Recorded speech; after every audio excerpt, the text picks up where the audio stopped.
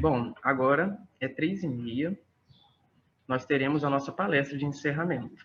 Sim, está acabando, é o nosso último momentinho juntos, e nada melhor do que fechar com um dos nossos professores queridos da Biologia da UFES. E a nossa palestra se chama O Futuro da Ciência Brasileira em Pauta. Ela vai ser ministrada pelo professor Dr. Yuri Leite. E o Yuri ele é biólogo pela UFMG e doutor em Biologia Integrativa pela Universidade de Califórnia, em Berkeley, nos Estados Unidos. Yuri ele é professor da graduação e pós-graduação em Ciências Biológicas e secretário de Relações Internacionais, ambos da UFES. Sua área de atuação atende biodiversidade, evolução, conservação, sustentabilidade e internacionalização da educação. Professor Yuri.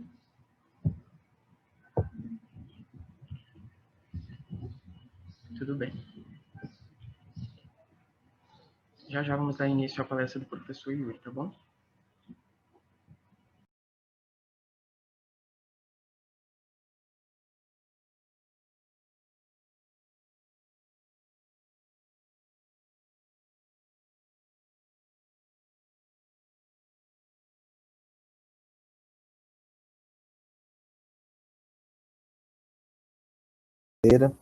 Eu queria primeiramente agradecer.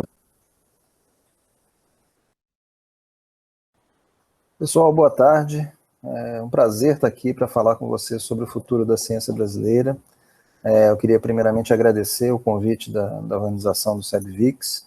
É uma honra, né, contribuir com esse evento que está ficando cada vez mais importante, né, está significando bastante para a comunidade de biólogos, de pessoas ligadas à área, tanto à área da saúde quanto à área do meio ambiente, aqui no estado, com participação de pessoas de fora. Então eu queria dar os parabéns, especialmente esse ano, que o evento está sendo online pela primeira vez, em função da pandemia. Queria dizer que é um desafio maior ainda do que, né, até de fazer o SEBVIX, é fazer o SEBVIX virtualmente, como está sendo agora.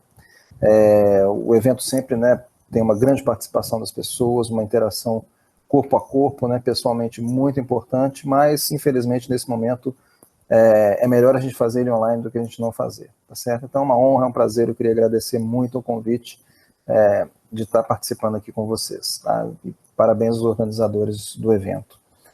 Bom, o tema do evento, Da Origem ao Amanhã, como caminha a ciência, é obviamente um tema super importante, e trazendo esse tema para o momento atual, né, me foi pedido que eu falasse sobre os cortes orçamentários, o sucateamento das universidades federais e o impacto disso na ciência brasileira, e também me foi feita a pergunta, né, se a ciência tem futuro no nosso país. Então esses são os dois assuntos que eu gostaria de discutir com vocês, de apresentar a minha visão sobre eles, e depois gostaria de ouvir também a opinião de vocês depois no debate, tá certo?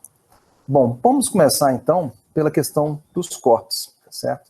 Todos que estão assistindo, eu tenho certeza que estão acompanhando pela mídia, pelas notícias, todos os cortes, né, sucessivos de verbas que vêm acontecendo já há alguns anos na ciência, nas universidades, né, fragilizando e dificultando o trabalho dos cientistas, que já não era muito fácil, e sem recursos, com recurso escasso fica mais difícil ainda, tá certo?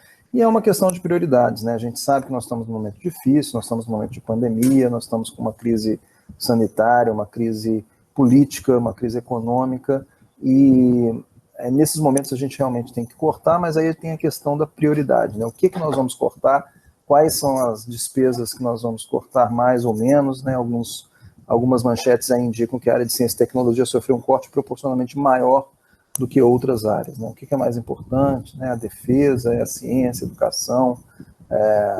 Então a gente tem que pensar bastante nisso daí, tá certo? Quando a gente corta recursos de ciência, a gente corta o futuro, né? Então, que é isso que eu gostaria de analisar com vocês. Vamos pegar os dados, né? Em vez de ficar falando só no blá blá blá, blá, blá, vamos pegar os dados, né? Como cientistas, a gente gosta de olhar os dados, né? Aqui a gente tem um gráfico que mostra, ao longo das últimas 2 décadas, os investimentos federais, né, de agências federais, como o CNPq, a CAPES, o Fundo Nacional de Desenvolvimento Científico e Tecnológico, na ciência do Brasil, né, o quanto de recursos esses órgãos investiram e gastaram em ciência no Brasil. Então a gente vai ver que depois de, né, no começo dos anos 2000, um montante meio estável, a partir de 2006, 2007, né, especialmente a partir de 2008, isso começa a aumentar consideravelmente, aqui é os recursos totais, essa linha roxa, tá? E a gente vê que isso aconteceu até 2015. E a partir de 2016 a gente tem uma queda constante e drástica nesses recursos, de modo que o recurso total dessas três agências hoje está mais ou menos no nível que estava em 2008. Tá? Então nós retrocedemos cerca de 12 anos em termos de orçamento. Tá? Quando a gente pensa nas agências específicas, né, a linha mais alta aqui é a CAPES, o orçamento da CAPES hoje, desse ano, né, ele é menos da metade do orçamento que foi em 2015, lembrando que a CAPES é responsável pelas bolsas, certo? Então as bolsas, principalmente as bolsas de pós-graduação, mestrado e doutorado, elas praticamente sustentam a pós-graduação no Brasil, né, e forma os cientistas de amanhã, que vão estar no mercado de trabalho amanhã. Então isso daí você está tirando essa oportunidade das pessoas de cursarem mestrado, de cursarem doutorado, e de poder alcançar uma qualificação que vai permitir contribuir com a sociedade no futuro. Tá? O recurso do CNPq, que é essa barrinha azul, também é muito pequeno, né? Pouco mais de R$1 bilhão, sendo que já passou dos 2 bilhões em 2016, então menos da metade desse valor. Mais ou menos, um pouco mais da metade desse valor, né? E, finalmente, o Fundo Nacional de Desenvolvimento Científico e Tecnológico, que é o CNPq dá bolsas, mas ele também financia projetos, e o Fundo Nacional é um fundo estruturante, que permite grandes obras, permite a construção da infraestrutura necessária para pesquisa, equipamentos de ponta, equipamentos caros, por exemplo, certo? O CT Infra vem desse recurso, tá? Então, isso daí tudo vem desse recurso. Você vê que nós estamos num patamar pífio, né? Que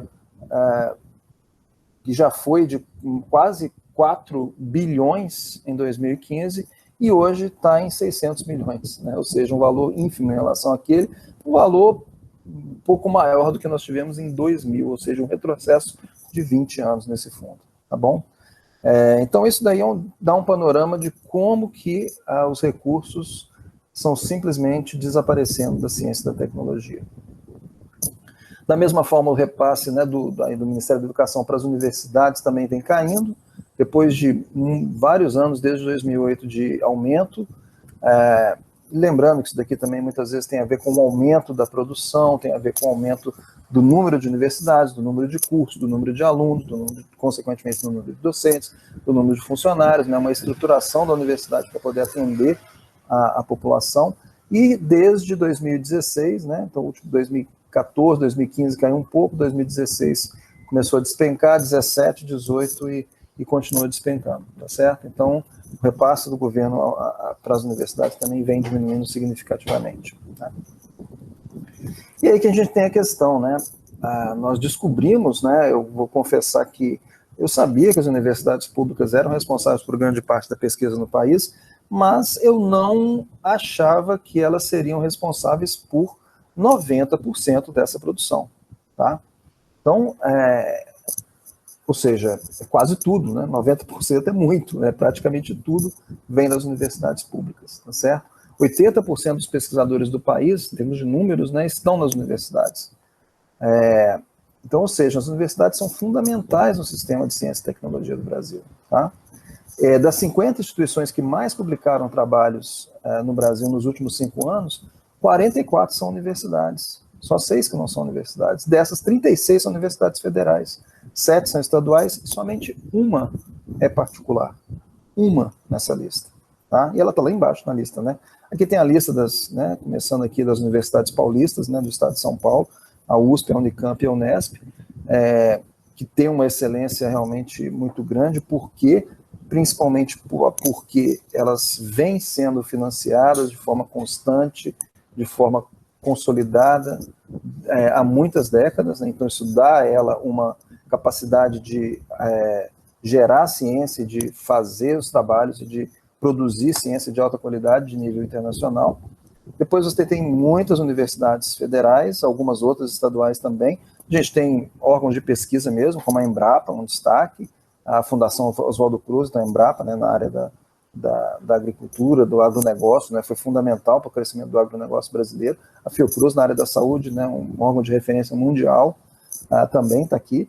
Mas você vê que grande parte são universidades federais, né, a UFS, por exemplo, está aqui, né. E aí você tem uma particular lá embaixo, né, perto do número 50. Tá? Então você vê que quase tudo é feito pelas universidades públicas, em termos de ciência no Brasil. Então, sucatear essas universidades, cortar recursos dessas universidades, é atrapalhar a ciência brasileira, é prejudicar a ciência brasileira. Basicamente, né, como se diz, é dar um tiro no pé, tá? É matar o futuro, tá certo? Como dizem, né, gasto com ciência, com educação, com tecnologia, não é gasto, é investimento, você está investindo no futuro do país, tá bom? Algumas pessoas criticam e argumentam que mas não vale a pena ficar investindo, porque a ciência no Brasil não é tão boa assim. Bom, os números mostram outra realidade, tá?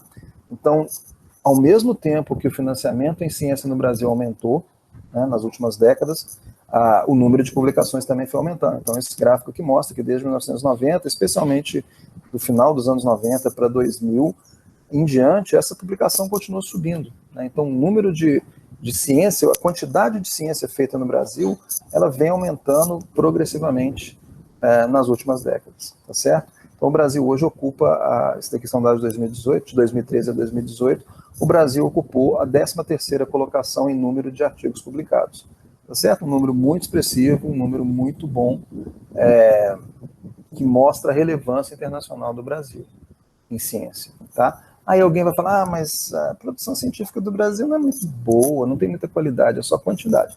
Bom, não é bem assim, né? Na verdade, esses dados aqui são da Web of Science, que é um grupo privado, né? É um grupo que tem uma base de dados privada, controlada por uma empresa, que tem um viés muito grande para meios de divulgação científica, de comunicação científica, revistas e periódicos da América do Norte, da Europa, né? Tem uma defasagem muito grande de representação da América Latina e de outras partes do mundo, né? Então, existe esse viés nessa coisa. Então, por exemplo, né, um exemplo recente aí, ela tirou da análise do fator de impacto que eles calculam, né, das revistas, a Zootaxa, que é uma revista a principal revista de taxonomia do mundo, taxonomia de animais. Então, tiraram por quê? Porque estava sendo acusada de ter muita autocitação, né? Mas em taxonomia isso é comum, isso é normal, por quê? Essas autocitações que existem na taxonomia não são um mero artifício para inflar o fator de impacto da revista, é simplesmente o resultado de que a Zootaxa é um mega jornal que publica uma parte significativa da taxonomia que é feita no mundo, né? Então, o que acontece? Se a taxonomia animal, né, de animais que é feita, é publicada na Zootaxa, é óbvio que os trabalhos vão citar a Zootaxa, porque quase grande parte do que é feito na Zootaxa, né? Então não é um artifício, tá certo? Então depois eles voltaram atrás e colocaram ela de novo na base de dados, mas tinham tirado por causa disso, né? Então você vê que assim, é uma base de dados importante, relevante, não estou tirando mérito, mas tem muita coisa que não entra nela, né? Tem uma grande quantidade, por exemplo, de livros que não estão lá. Muitos livros estão, mas muitos não estão. Eu fiz um levantamento esses dias, por exemplo, com dados da UFES, a quantidade de artigos publicados pela UFES na Web of Science, que gira em torno de 1.000 e poucos, quando eu olhei uma outra base, tá certo? Uma base da Microsoft Academic, por exemplo, ou Dimensions, que são outras bases bibliográficas internacionais, não são brasileiras, elas têm quase que o dobro de produções, porque inclui outras produções, tá certo? Além das publicações em periódicos, aqui tem um viés especialmente para as áreas de exatas, para as engenharias, para a área da saúde, tá certo? Então, a área de humanas, por exemplo, ela fica bastante prejudicada quando você usa a Web of Science como base de dados, tá? De qualquer forma, é uma base importante. Então, quando nós estamos na Web of Science, nós estamos sendo extremamente rigorosos, nós estamos sendo rigorosos demais e estamos até desconsiderando uma parte importante da ciência brasileira. Mas mesmo assim, a gente tem uma posição de destaque, a gente tem uma quantidade significativa. Aí vem a questão, mas aí a qualidade, será que a qualidade é boa? Não, acho que a qualidade das produções brasileiras não é boa. Vamos ver os números, tá? Esse gráfico aqui mostra, no eixo X, a quantidade, tá? O número de artigos publicados, período de 2013 a 2018, e o eixo Y uma forma, né? Aqui é o impacto da citação normalizado de categoria, então é normalizado pela categoria, dependendo de diferentes áreas, tem tem impactos diferentes por questões intrínsecas àquela área. Aqui você tem uma correção disso daí, então é uma maneira, é muito difícil medir o impacto, é algo que os bibliometristas debatem e tal, então é muito difícil. Mas esse daqui ele dá uma ajustada para algumas distorções que acontecem. Então vamos aceitar isso daí, né? Já estamos sendo rigoroso, tudo bem. Qual a posição do Brasil? O Brasil está um pouco abaixo da média mundial. A média mundial é essa daqui, que é em torno de 1, o Brasil está em torno de 0,8, o impacto da produção científica brasileira. É um número baixo? É um número que poderia ser maior, né? Eu gostaria que fosse acima da média mundial, tá? Como o Canadá, por exemplo, né? Como a Espanha, a França, a Alemanha, certo? Seria ideal. Mas é tão baixo assim? Bom, nós estamos falando aqui de países do primeiro mundo, países ricos, né? Vou pegar o Japão, né? É um pouco abaixo do Japão. O Japão também está abaixo da média mundial. O Japão produziu, né, quase o dobro do Brasil, de termos de quantidade. E a qualidade dele, por esse índice aqui, está um pouco acima do Brasil, mas muito pouco, né? Será que o Japão, a gente pode dizer que o Japão não tem uma ciência de qualidade? É claro que tem, ninguém vai duvidar disso, tá? Então nós estamos acima um pouquinho da Índia, nós estamos acima um pouco da Rússia, nós estamos mais ou menos nivelados com o México, tá? Mas temos uma produção em números maior que a do México, mas em termos de, vamos supor, qualidade, né, impacto, vamos dizer assim, nós estamos igual ao México.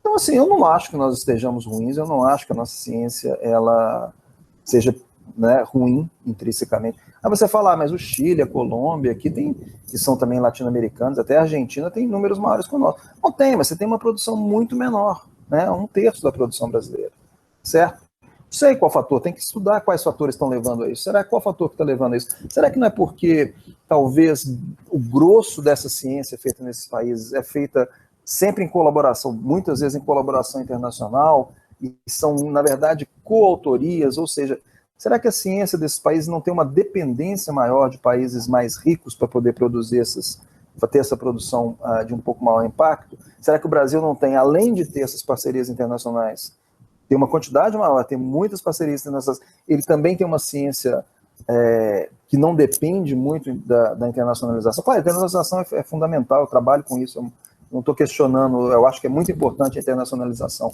mas é importante também que o país tenha a sua própria identidade, que o país, por exemplo, tenha produção científica de alta qualidade em revistas de alto impacto, lideradas por pesquisadores do Brasil. Não que os pesquisadores do Brasil vão entrar como coautores, né? É ótimo ser coautor, mas o melhor é ser autor principal, que o trabalho tenha sido conduzido no Brasil, pensado no Brasil, que a parte intelectual, que toda ela tenha sido trabalhada aqui no Brasil, seja ideias que surgiram de pesquisadores do Brasil. Tá? Isso acontece muitas vezes com o Brasil. Tá? Eu acho que tem impressão que mais do que a Argentina, Chile ou Colômbia, por exemplo. Posso estar enganado, isso tem que ser analisado, mas eu acho que é uma ideia. Tá? Então, não acho que o Brasil passe vergonha em termos de qualidade, não acho que a qualidade do Brasil é boa, pode melhorar, com certeza, mas ela é boa. E essas medidas de qualidade também são muito difíceis, certo? Tem muito viés aí, tá? Um outro argumento que às vezes aparece por aí de pessoas que não sabem o que estão falando é que, não, mas a pesquisa no Brasil, o pessoal faz pesquisa que não tem muito interesse, não tem muita aplicação, é só umas coisas malucas aí, umas coisas com viés ideológico, que não serve para nada, não tem aplicação prática, né? O Brasil não colabora com, né? Não tem, as universidades são completamente isoladas, elas não têm conexão com... Isso daí é uma coisa muito comum que eu ouço, as universidades, principalmente as públicas, elas não têm conexão com a realidade, elas não têm parceria com as empresas. Olha só o que esse gráfico aqui está mostrando. Esse gráfico está mostrando exatamente isso, ó. O número de itens publicados em colaboração com a indústria. Universidade, indústria, tá certo? E a gente vê que a partir dos anos 90, especialmente a partir dos anos 2000, aqui, ó, você tem um aumento grande, né, uma aceleração dessa produção muito grande. Então a gente tem sim um número grande de produções com a indústria. Tá certo? Então isso aí não é verdade. Não é verdade que a universidade ela fica isolada, nem teria como, né? Nem teria como. Claro, tem uma parte boa da ciência, que é a ciência básica, que ela não é aplicada, e ela é fundamental, porque a ciência básica de hoje pode ser a ciência aplicada de amanhã. A gente não sabe, né? Então não tem como investir só em ciência aplicada. Tem que investir na ciência básica e na ciência aplicada. A ciência aplicada consegue parceria com a indústria, consegue financiamento da indústria, mas a ciência básica, em qualquer lugar do mundo, tem que ser financiada por recursos públicos. Tá? Uma outra falácia que rola por aí é que, não, nos Estados Unidos a ciência é financiada por recursos. Não, mentira, não existe isso. Vai olhar os números. Grande parte é financiado por fundos públicos. NSF, que é o CNPq de lá, né, Fundação Nacional de Ciência, NIH, né, a Fundação Nacional de Saúde. É isso que financia o grosso da ciência americana. Certo? Vamos olhar os dados em vez de ficar falando que não sabe, tá? Outra falácia, não, o Brasil tem doutor demais, o Brasil tem muito pesquisador, tem gastando muito dinheiro à toa com isso. Não é verdade, vamos olhar aqui, ó, esses daqui são dados de 2017 da Unesco, dos países do mundo, quanto, né, a bolinha é proporcional ao número de pesquisadores por milhão de habitantes. Olha aqui o tamanho da bolinha do Brasil, igual do Uruguai, menor que a da Argentina, tá? Menor que a da Indonésia, muito menor do que as bolinhas do Canadá, Estados Unidos, todos os países da Europa, menor do que a da Rússia, menor do que a da China, menor do que muitos países do mundo. Então, o que nós queremos? Né? O crescimento da pós-graduação no Brasil, que está, né, mostrando aqui nesse mapa, foi de 52% de 2010 a 2018. Tá? O número de programas de pós-graduação foi de quase 2.900 para mais de 4.300 nesse período. Isso é fundamental, a gente precisa aumentar, a gente precisa continuar aumentando, até a nossa bolinha está maior. Por quê? Porque isso é investir no futuro. Se você tem mais pesquisadores, você tem mais pesquisa, você tem mais pesquisa, você tem mais inovação. Se você tem mais pesquisadores, pesquisa e inovação, você tem mais treinamento, mais qualidade, mais mão de obra. Né? Nós precisamos de cursos técnicos? Precisamos, lógico que precisamos. Nós precisamos de técnicos de nível médio, tá? Ou técnicos de nível superior. Precisamos, lógico, mas quem vai treinar essas pessoas? A gente precisa também de pessoas de ponta. Tá? Então nós não temos muito. Temos pouco, nós temos que aumentar. Para aumentar, precisa de investimento. Quanto mais corta, menos se forma. O gasto, o Brasil gasta muito com pesquisa e desenvolvimento. Não gasta, né? Olha aqui, o tanto do PIB, né? A porcentagem do PIB que o Brasil investe está aqui, ó, em 30º lugar, tá? 30º lugar. Aqui a gente tem também a mesma informação, ó, aqui no eixo X é o gasto, esse mesmo número aqui, né? O gasto como porcentagem do produto interno bruto, tá? Nós vamos ter que avaliar isso em relação à nossa riqueza, né? Então a porcentagem do produto interno bruto. O Brasil está aqui, ó. Todos os países que estão à direita do Brasil gastam mais do que o produto interno, mais do que o Brasil em termos de produto interno bruto em pesquisa, tá? Então tá, a gente gasta a mesma coisa que Portugal, mas né, Canadá gasta mais, Noruega, Reino Unido, China gasta muito mais, República Tcheca, Holanda, França, Bélgica, Estados Unidos, Alemanha, Japão, Coreia, tá certo? Muito mais, né? No eixo Y aqui, o que está mostrando? É aquele gráfico que eu mostrei antes, né? Aquele mapa que eu mostrei antes, é o número de pesquisadores por milhão de habitantes. De novo, o Brasil está aqui embaixo. Todos os países que estão acima no eixo Y têm mais pesquisadores por habitante que o Brasil. Tá? Então o Brasil tem poucos pesquisadores por habitante, tem um investimento pequeno em relação ao PIB, em pesquisa e desenvolvimento. Isso daí são dados de 2011. Tá? Hoje esse número foi só diminuindo. Né? Então nós estamos muito mal na fita. Tá? E aí, né, diante desse cenário, né, o que a gente vê? Será que a ciência tem futuro no país? Tá? Eu não tenho dúvida, a resposta é sim. Tá? Por que a resposta é sim, se você apresentou aqui tantos problemas, tantas deficiências, tantos cortes? Por que então que a resposta continua sendo sim? Basicamente porque não existe outra opção, tá certo? Não tem como. Né? Sem ciência, como diz esse cartaz aí do CNPq, sem ciência não tem futuro. A nossa sociedade é baseada na ciência e na tecnologia. Nós construímos uma sociedade dessa forma, né, há milhares de anos, né, faz parte da nossa evolução. Não tem como. Né? A não ser que aconteça um cataclisma na Terra e destrua toda a nossa infraestrutura, grande parte da nossa população quase leve à nossa extinção, talvez aí a gente volte para as cavernas e deixe isso daí de lado. Mas mesmo assim vai ser importante, mesmo assim o conhecimento vai ser importante. Né? E também nós, né, hoje em dia, a gente tá, né, a probabilidade disso acontecer talvez seja menor hoje do que era no tempo da Guerra Fria, por exemplo, né, com as armas nucleares. Então não existe outra opção. Né? A ciência tem que ter futuro no país. Tá? Então sem ciência não existe futuro. Né? Isso daqui é uma frase do Rutherford, né, lá no comecinho do século XX, 100 anos atrás, basicamente, né, que a ciência está destinada a desempenhar um papel cada vez mais predominante na produção. Naquela época, né, logo depois da Revolução Industrial, né, as nações que deixarem de entender essa lição, inevitavelmente vão ser relegadas à posição de nações escravas, portadoras de lenha e carregadores de água para os povos mais esclarecidos. Isso daí continua sendo verdade mais do que nunca, cada vez mais. Quanto mais qualificadas forem as pessoas, maiores as chances de desenvolvimento pessoal, de desenvolvimento da comunidade, de desenvolvimento da região, de desenvolvimento do país, tá certo? E nós estamos, né, saindo de uma era industrial, de indústria pesada, para uma era da informação.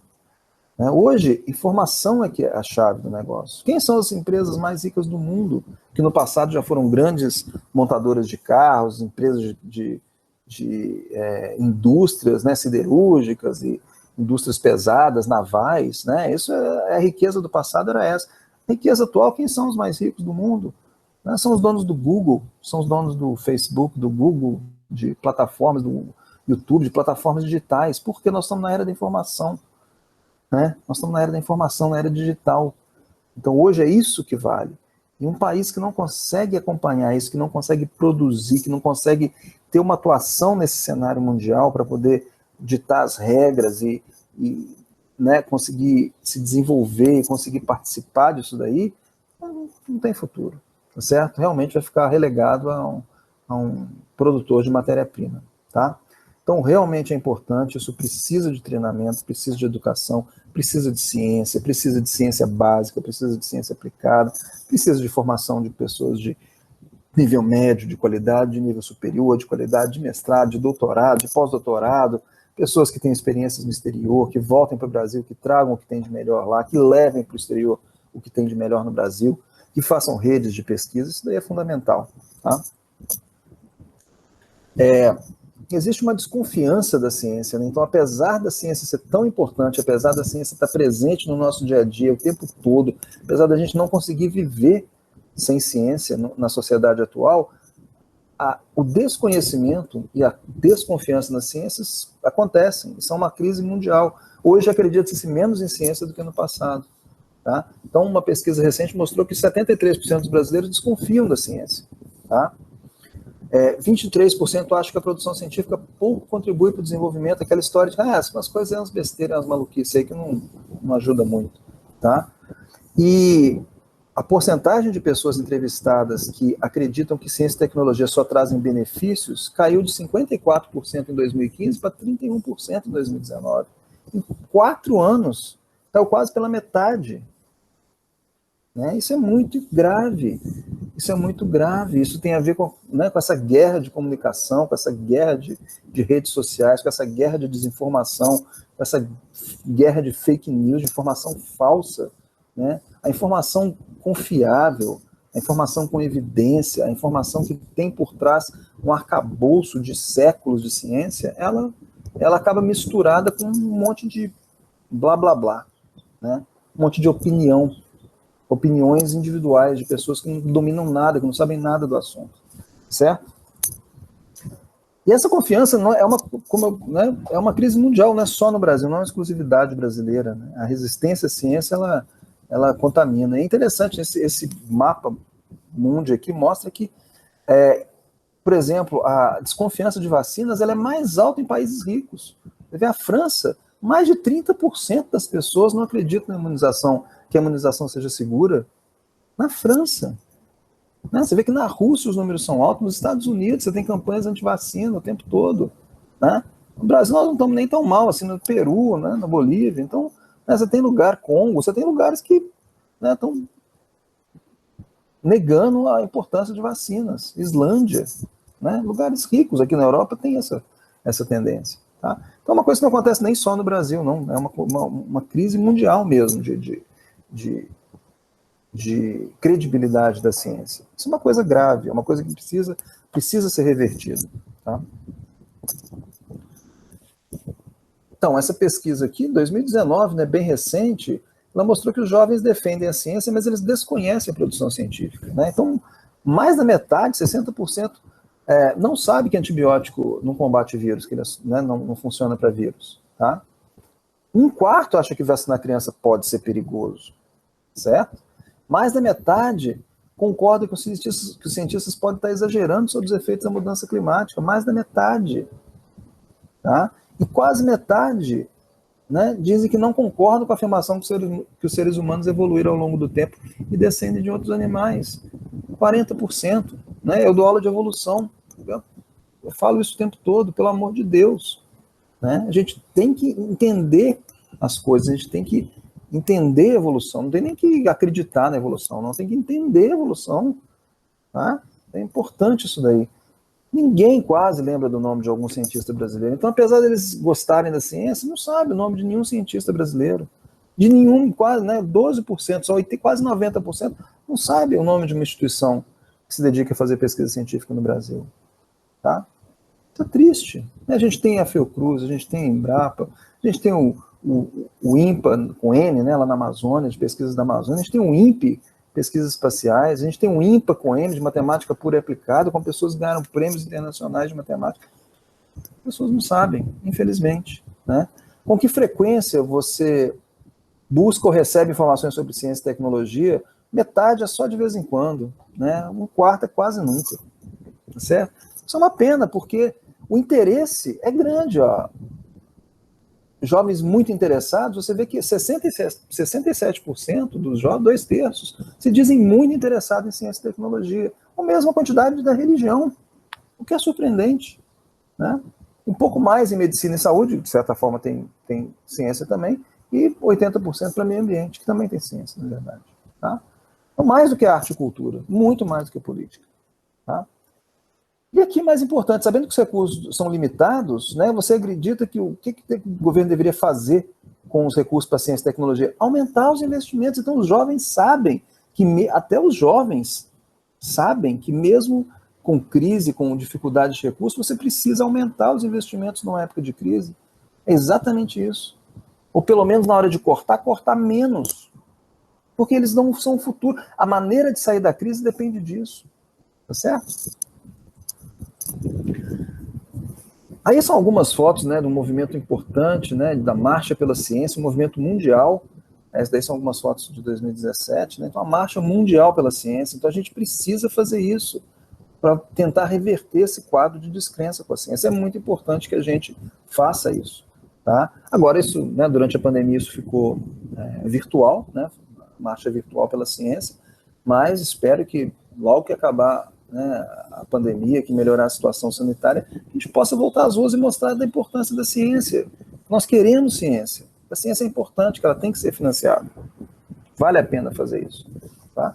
Um exemplo é exatamente agora na pandemia, né? O que as universidades fizeram nessa pandemia, as universidades públicas especialmente, foi muita coisa. Né? Então, esse estudo aqui mapeou quase 1.000 ações em universidades públicas federais, só nas federais, mais de 600 nas estaduais, e quase 400 nos IFES, nos institutos federais, tá certo?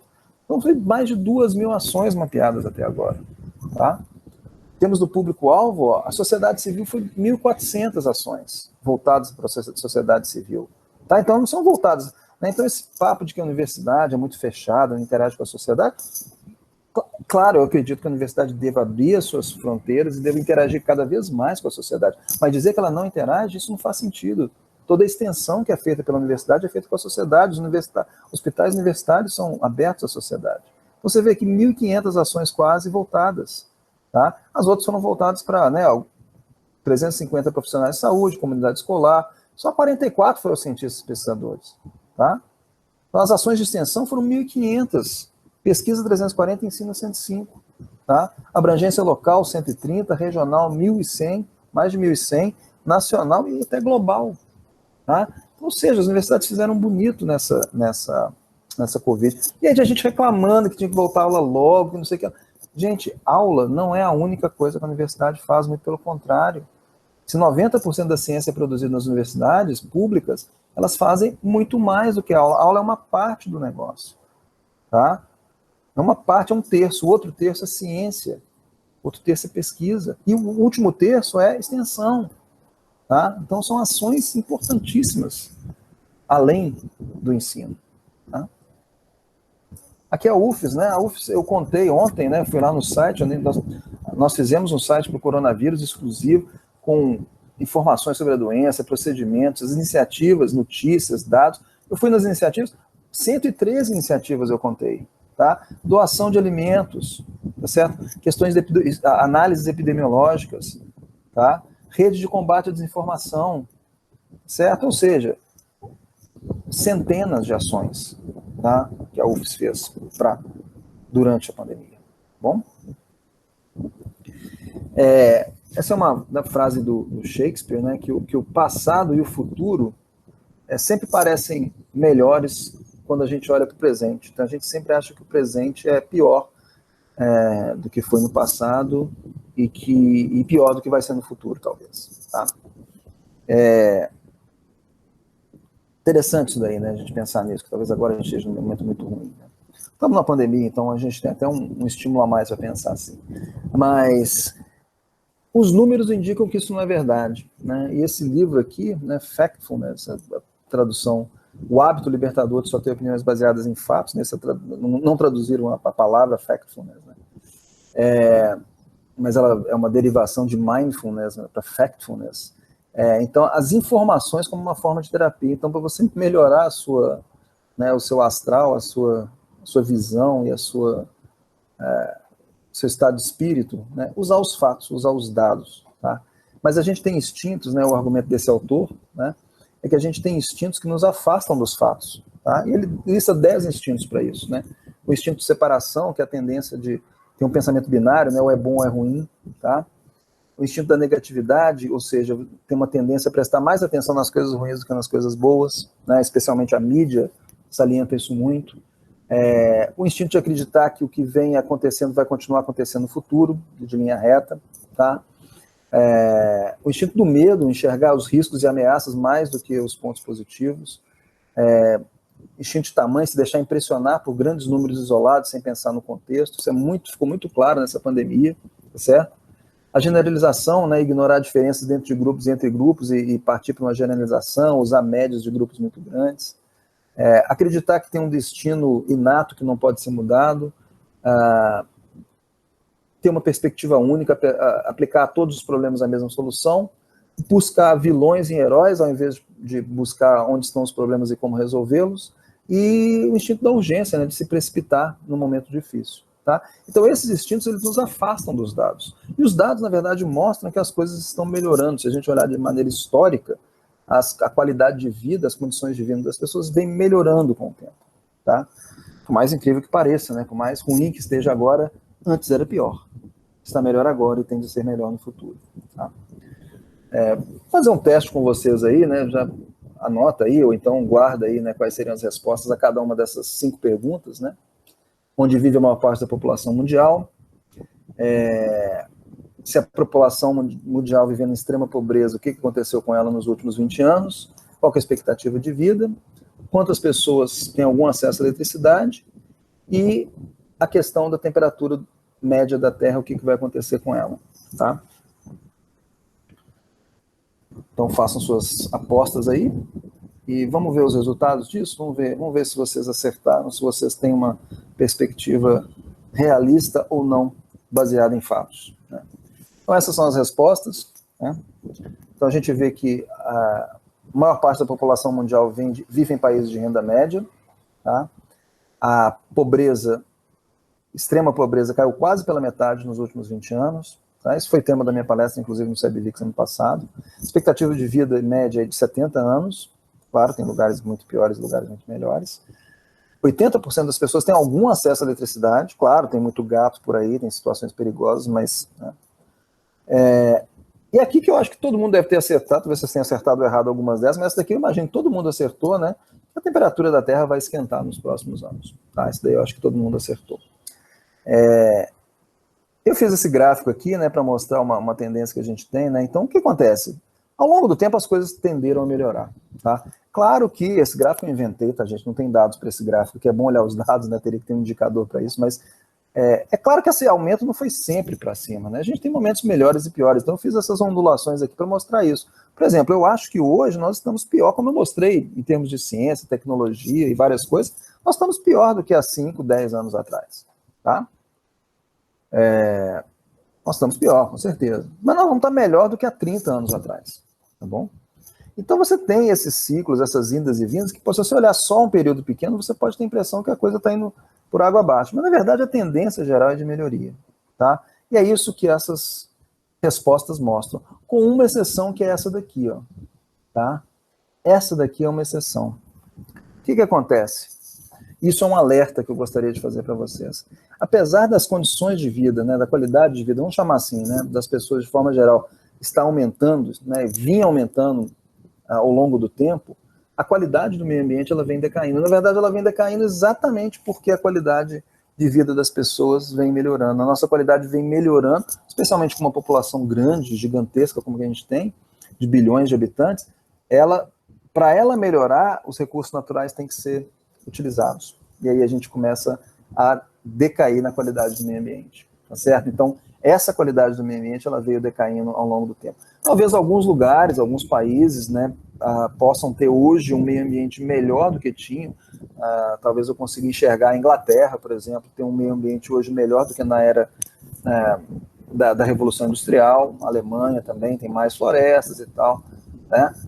O Brasil talvez um dia chegue lá, né? Por enquanto não, nós estamos ainda numa descendente, especialmente em locais como a Amazônia, como o Pantanal, como o Cerrado, né? Na Mata Atlântica, talvez em alguns locais da Mata Atlântica, talvez em alguns locais a gente esteja melhor hoje do que estava no passado recente, tá? Mas é algo que a gente tem que se preocupar, né? Porque enquanto essa qualidade de vida for melhorando dessa forma, dependendo da maneira que a gente escolher para isso, se não for uma maneira sustentável, a qualidade de vida, a qualidade do meio ambiente vai continuar decaindo. E esse é um alerta muito grande, e é o alerta que eu gostaria de deixar como mensagem final. Tá? Esse é um desenho que a nossa filha fez já um ano atrás, né, a Sara, que apesar de ter um ano atrás, mostra exatamente o que está acontecendo agora, né, uma destruição absurda do meio ambiente, descontrolada e, na verdade, estimulada por um governo irresponsável, incompetente, né, e a mensagem que eu quero deixar é essa: não existe ciência sem educação, não existe futuro sem ciência, mas não existe nada sem o meio ambiente. Tá? Então a gente tem que se preocupar com isso, porque sem o meio ambiente a gente não existe nada, não tem condições de existir nada sem um meio ambiente saudável, tá certo? A gente não pode bobear nisso daí, tá? Para encerrar, esse foi uma lista que eu botei no SebVix do ano passado, né? De pessoas que devem sair de onde estão para que as coisas possam melhorar, tá certo? Ou sair na próxima eleição, ou sair antes, se for possível, quanto antes melhor. 2 aí já foram embora, né? O ministro do Meio Ambiente precisa sair, né? O dano que ele está causando é esse dano ambiental gravíssimo, tá certo? Vamos agir, vamos manifestar o nosso desejo de que ele saia o mais rápido possível para que a gente tenha alguma esperança. Tá? Claro, ele vai sair, vai entrar outra pessoa que pode ser tão ruim quanto ele, ou pode até ser pior, né? Existe uma boa chance disso acontecer, mas vamos pagar para ver, né? Como diz o ditado, políticos são como fraldas, eles precisam ser trocados com bastante frequência e pela mesma razão, né? Então vamos lá, vamos apostar e vamos ver, né? Pode ser que fique pior, mas aí a gente luta para tirar o próximo também, tá? Então a gente precisa se engajar nas causas, nos atos virtuais, já que a gente está em isolamento social, e fazer a nossa voz ser ouvida lá fora, tá? Para que haja uma esperança para o futuro desse país, tá bom? Muito obrigado, um grande abraço.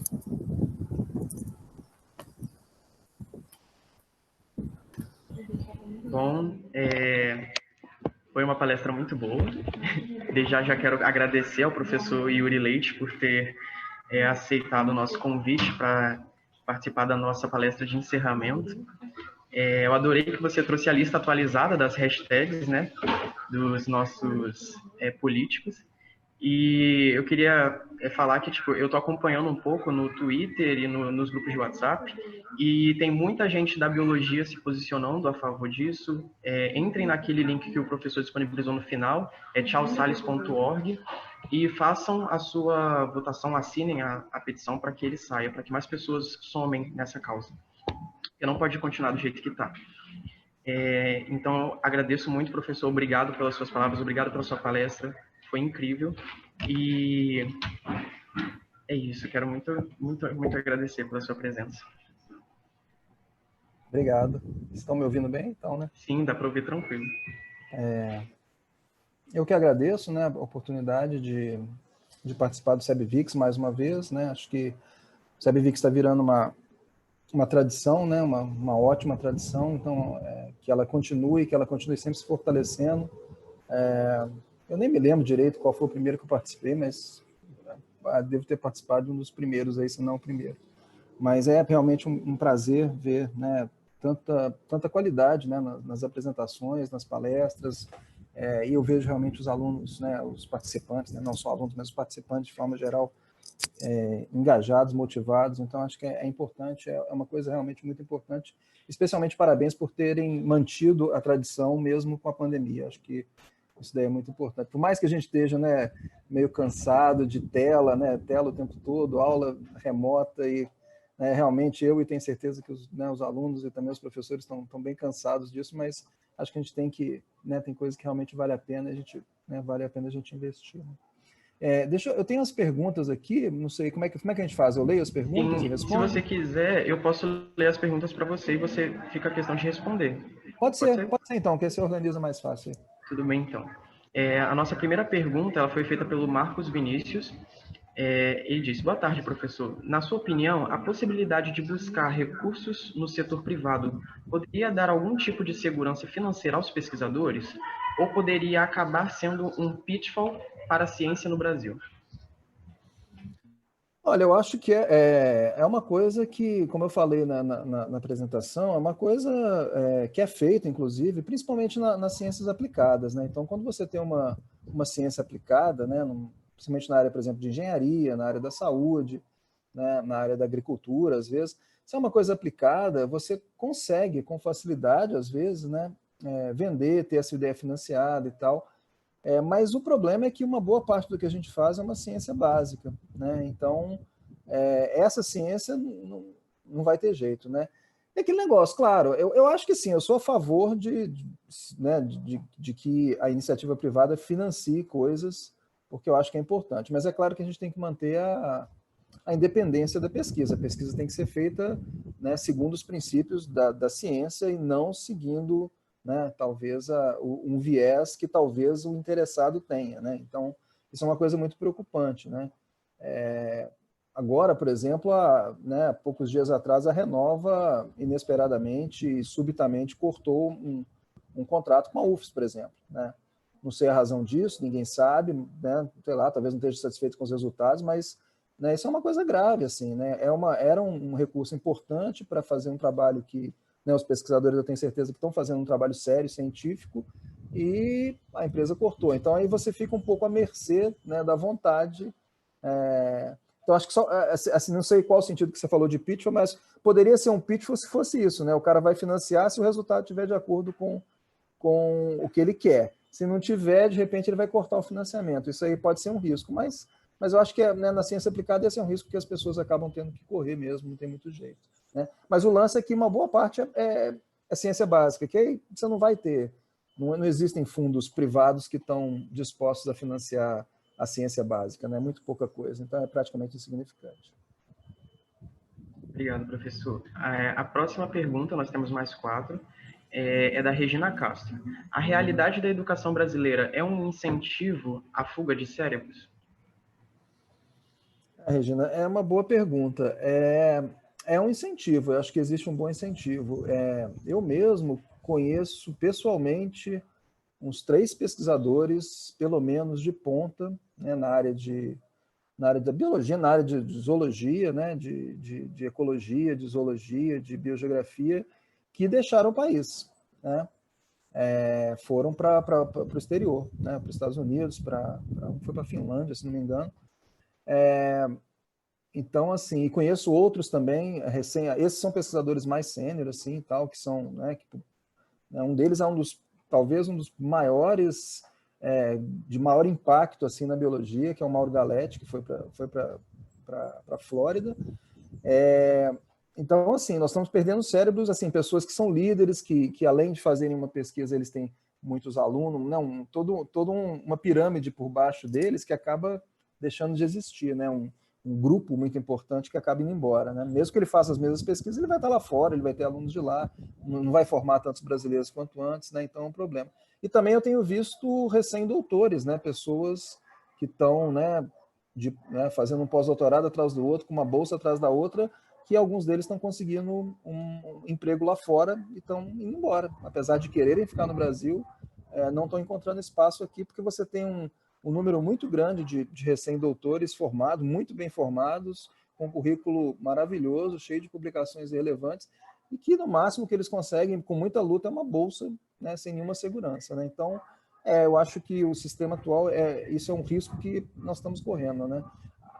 Assim, a gente ainda tem muitas pessoas muito teimosas, no bom sentido, que querem ficar aqui e que continuam lutando para ficar aqui. Mas chega um ponto que, né, não dá para você ficar nessa situação durante muito tempo, né? Então eu entendo as pessoas que vão para fora, porque realmente você recebe, né, geralmente você recebe um espaço, um laboratório, né, já um recurso para iniciar os seus estudos, um recurso para construir o seu laboratório, né, mínimo assim, ou seja, é bem diferente, né? Dependendo do país que você for, né, se for um país que valoriza a pesquisa, você pode ter uma realidade muito melhor, né?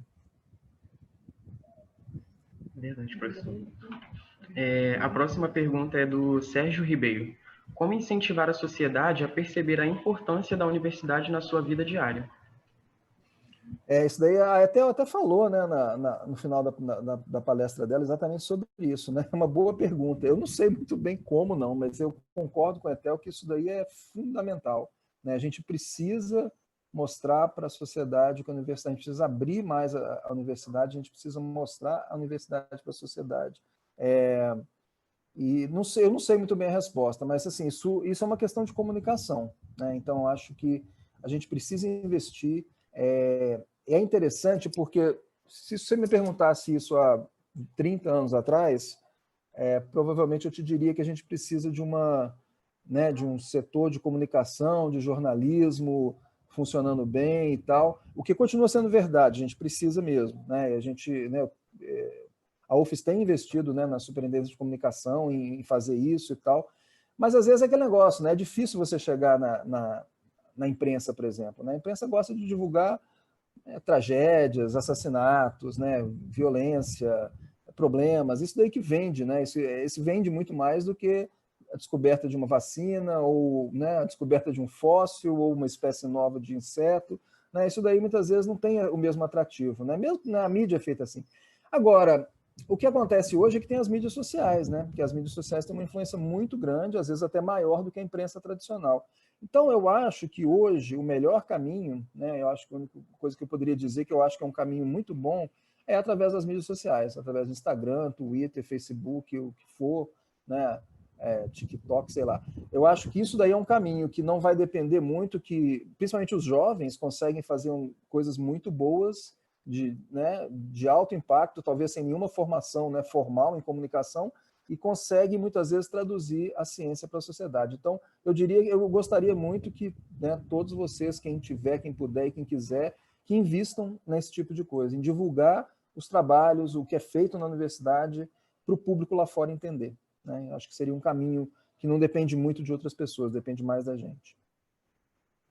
Verdade, professor. Complementando, eu vi um grande crescimento de pessoas que trabalham com divulgação científica nas redes sociais, e isso tem ajudado pessoas, tipo, saber se uma espécie de inseto ou de artrópode ele é venenoso ou não, se causa doenças, e isso tudo ajuda nessa parte da saúde também, e na parte de diversidade biológica. Então, está sendo um trabalho muito bom. O negócio é o seguinte, né? Eu acho que, só para complementar o que você falou, eu acho que assim, é aquele negócio, a informação científica, a informação que vem da universidade, que é uma informação científica fundamentada, baseada em evidências, tá?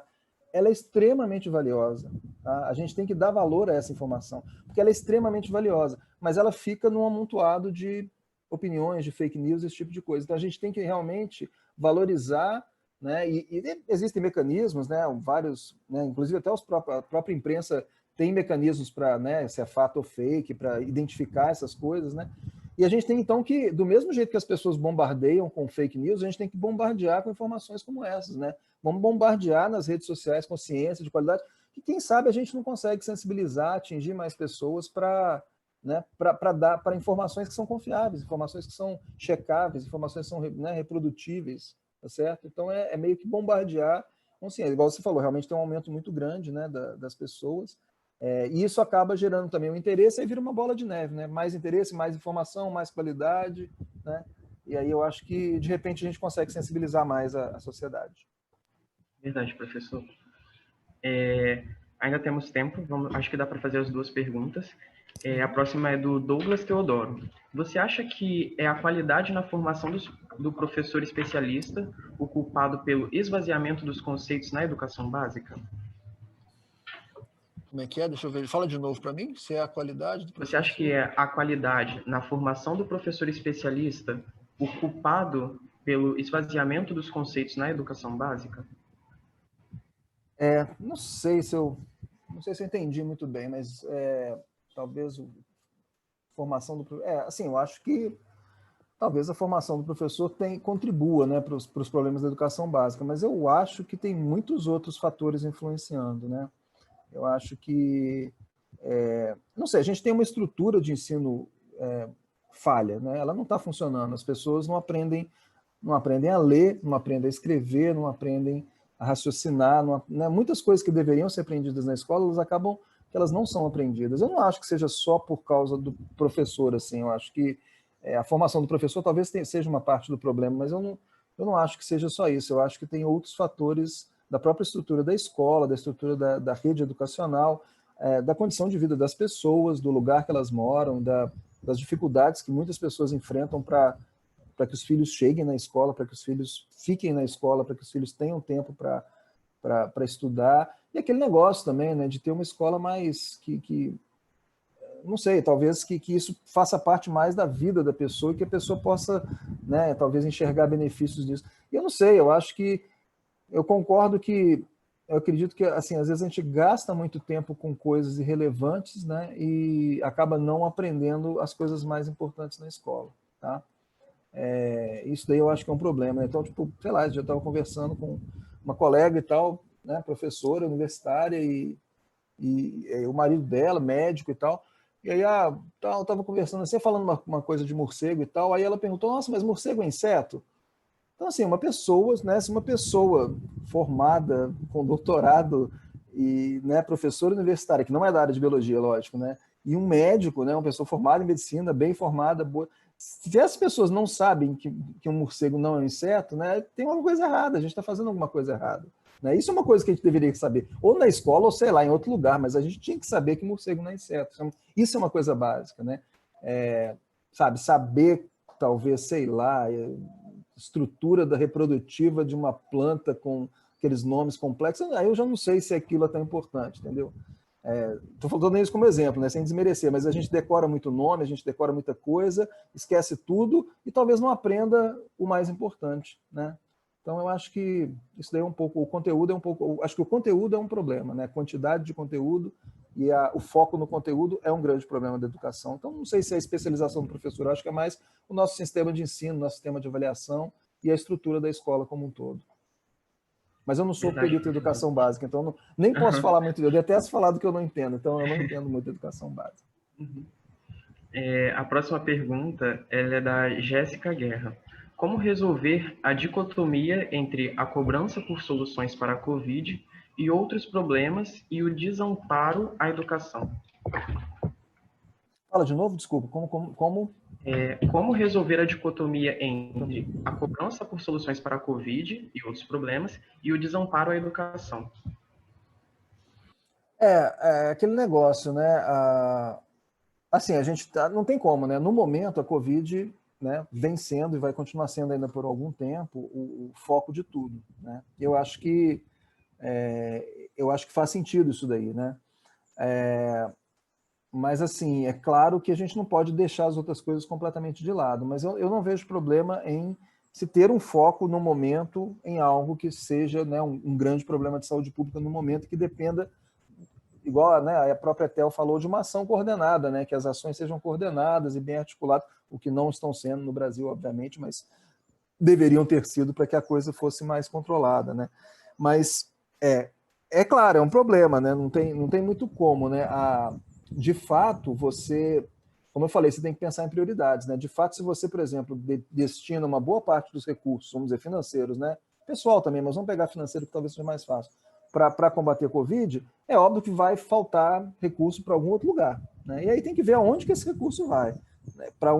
Quais são as prioridades? E aí que é a questão, né? Eu acho, na minha opinião, né, educação é uma prioridade, né? Saúde é uma prioridade, a ciência é uma prioridade, né? E tem outras coisas que eu acho que são prioridades menores, né? Não estou falando que elas são pouco importantes, eu só acho que num contexto elas têm uma prioridade menor, né? Então, não sei, eu acho que a defesa é uma prioridade menor, na minha opinião.